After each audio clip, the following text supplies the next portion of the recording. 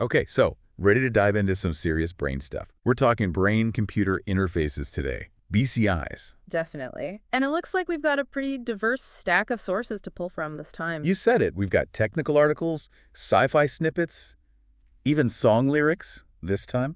I see you've included think it, be it. Catching, isn't It's it? super catchy. It's Yeah. like the ultimate BCI anthem, Neural net headband, control the world around you. It's not just about the tech, though, right? Right. It gets at that desire, that very human desire to transcend our limitations, to just think and have it be so.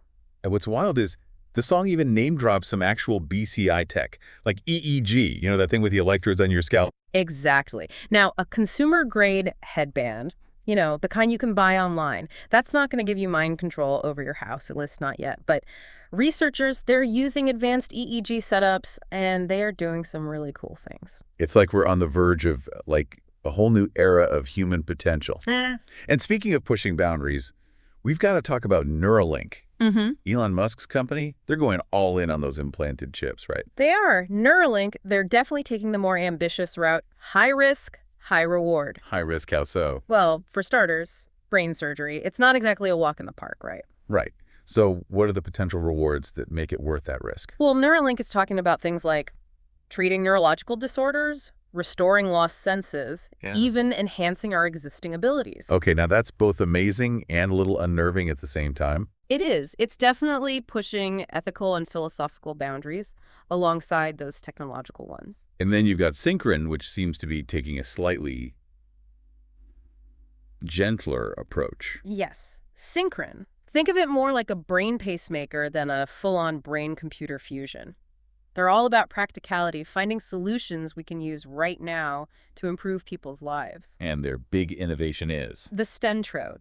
It's a device implanted in a blood vessel near the motor cortex. Less invasive. So instead of opening up the skull, they're going in through. The bloodstream. It's a minimally invasive procedure. And their current focus is helping people with paralysis regain control of their movements, interact with the world using their thoughts. That's incredible. Giving someone back their mobility, their independence. It's amazing what they're doing. It is, and it shows the potential for BCIs to make a real difference in people's lives right now, not just in some distant future. But it's not all smooth sailing in the world of BCIs, is it? I mean, even with something as life-changing as the stentrode, there are still challenges. Oh, absolutely. Manufacturing being a big one. These devices, they're incredibly complex, and scaling up production to meet potential demand, well, that's no small feat. And that makes Synchron's recent acquisition of a stake in Aquanda so interesting. Right. Aquandas, they specialize in microcatheters. Absolutely crucial for implanting the stentrode. It's a smart move, securing that supply chain. It really highlights how the BCI revolution. It's not just about the science. It's about the technology, the manufacturing. It's about business, too. But, for all the talk of these cutting-edge companies, there's something else in this stack of sources that really blew my mind. And that's the research on worms. Ah, yes.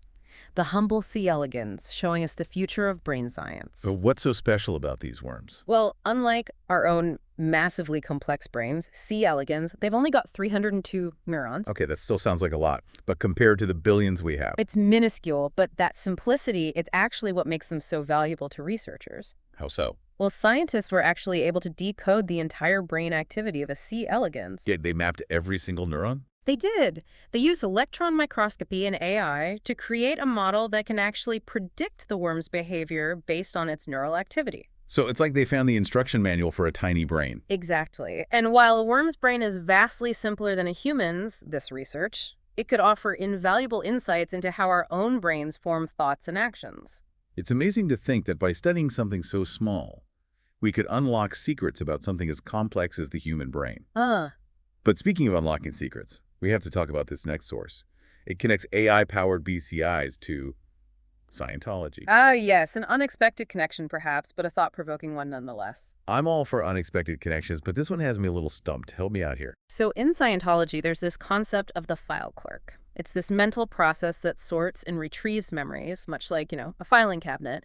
And this idea, it resonates with how AI-powered BCIs might one day help us manage our own vast stores of memories and experiences. So instead of desperately trying to remember where I put my keys, I could just have my BCI pull up that memory for me. Exactly. AI as your personal memory assistant.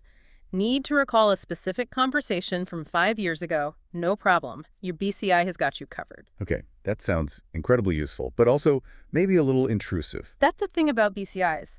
They have the potential to revolutionize our lives in amazing ways, but we have to be very careful about the ethical implications, about privacy. What happens when a technology can not only access our thoughts, but potentially alter them, even create false memories? That's some serious stuff to consider. It really makes you think, doesn't it? And on that note, maybe we should take a break. Sounds good to me. We've barely scratched the surface of this BCI deep dive. Welcome back, everyone. It's amazing how quickly a deep dive into BCIs can have you, questioning the nature of reality itself. It speaks to the power of this technology. We're talking about directly interfacing with the brain, the seat of consciousness. And not just interfacing with it, but potentially changing it. Like in that sci-fi excerpt you included about Seven Heavens, Inc. People plugging in, experiencing different states of consciousness is like something straight out of the Matrix. It's a fascinating concept, and it taps into this very human desire to explore the uncharted territories of our own minds. And while Seven Heavens, Inc. is fictional, it's worth noting that there's actual research being done on using BCIs to influence sleep patterns, induce specific brain states, even treat sleep disorders. So instead of counting sheep, we might be strapping on a BCI and heading off to a digitally induced dreamland. Sign me up. Though knowing my luck, I'd probably end up in some kind of tech-induced nightmare scenario. Well, that's the thing, isn't it? Any technology that has the potential to alter our perception of reality, we need to approach it with caution. We need to understand the risks as well as the rewards. Right. Though we already explore altered states of consciousness in other ways, don't we? Meditation, psychedelics, even extreme sports, when you think about it. Absolutely. And BCIs, they could be another tool in that exploration, albeit one with far greater precision and control. And that's what makes them both exciting and, well, a little bit scary. No kidding. Especially when you start thinking about the potential for misuse, like that other sci-fi excerpt you included about the world president in 2072, the one with the OmniMind BCI. That's some next-level stuff right there. It is. It really makes you think about the implications of this technology, especially when it's in the hands of someone with that much power. I mean, imagine it. A leader with access to, like an AI advisor that has near infinite knowledge and processing power. It's a fascinating thought experiment, isn't it? On the one hand, you could see how such a partnership could lead to some incredible advancements for humanity. Solving global crises, making highly informed decisions. Accelerating scientific breakthroughs. Exactly. But then there's the flip side. The potential for unchecked power, the erosion of human autonomy, the very real question of who or what is truly in control. Okay, now that's just downright creepy. It's like something out of a Black Mirror episode. And that's why it's so important to have these conversations now while this technology is still in its early stages, because it's not just about world leaders, is it? Imagine AI advisors for CEOs, for judges, for doctors. Okay, yeah, suddenly it feels a lot less like science fiction and a lot more like our potential future. Exactly. The potential benefits of this technology are enormous, but so are the risks. And it's our responsibility to make sure that we're developing and using it ethically and responsibly. It's a lot to unpack, that's for sure. But hey, not all of the sources you sent are quite so serious. We also have that interesting piece about the ruler of the universe and his sentient quantum-powered table, right? Ah, yes. That one always brings a smile to my face. It's so out there. Yeah. I mean, a ruler who uses a cheese grater as a metaphor for the universe. Come on. It's wonderfully absurd. But beneath that absurdity, there's a surprising amount of depth. Right. I mean, the ruler, he's its all-powerful being, but he's also constantly questioning, searching for meaning. It's oddly relatable, even if you're not, the ruler of the universe. And his table. This incredibly advanced entity offering these cryptic, thought-provoking responses. It's like a cosmic riddle wrapped in a philosophical debate. What I love about it is how it holds up a mirror to our own relationship with emerging technologies like BCIs. We're creating these powerful tools, striving for greater understanding. But the universe and consciousness itself, it remains this vast, mysterious realm. It's kind of humbling, isn't it? This reminder that even with all our fancy tech, we're still just scratching the surface. It is, but it's also exciting because it means there's still so much more to explore, so much more to learn. Speaking of exploring, I think we need to take a quick break to recharge our own neural networks. But don't go anywhere. We'll be right back to continue our deep dive into the amazing world of BCIs. And we're back. It's amazing to think that we've only just scratched the surface of BCIs. There's so much more to uncover. It's like opening a door to a whole new realm of possibilities and challenges, of course. Totally. We've talked about the potential benefits, treating diseases, enhancing abilities, maybe even connecting our minds to AI. Yeah. But you were careful to include some sources that really highlight the potential downsides too. Absolutely. We can't ignore those. Like, what Thank you. happens if BCIs end up, exacerbating existing inequalities? Yeah, that's a scary thought. Imagine a world where only the wealthy can afford to, like, enhance their intelligence or physical abilities. That's basically a sci-fi dystopia waiting to happen. Right. It's crucial to ensure that these advancements benefit everyone, not just a select few. Equity is key. Totally. Okay, so we've talked about the potential for BCIs to, help us overcome limitations, but what about enhancing our, emotional capabilities? Now you're getting into some really interesting territory. There's a lot of buzz about BCIs potentially being used to enhance empathy and understanding. Really? How would that even work? Well, imagine being able to experience the world through someone else's senses, to feel what they feel, see what they see. Wow.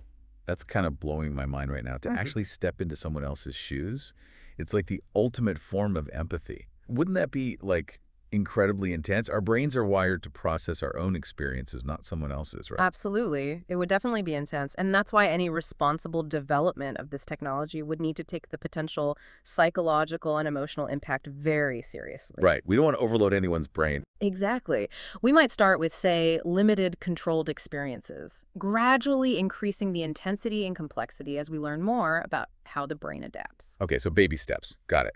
But even with a cautious approach, the potential rewards are huge.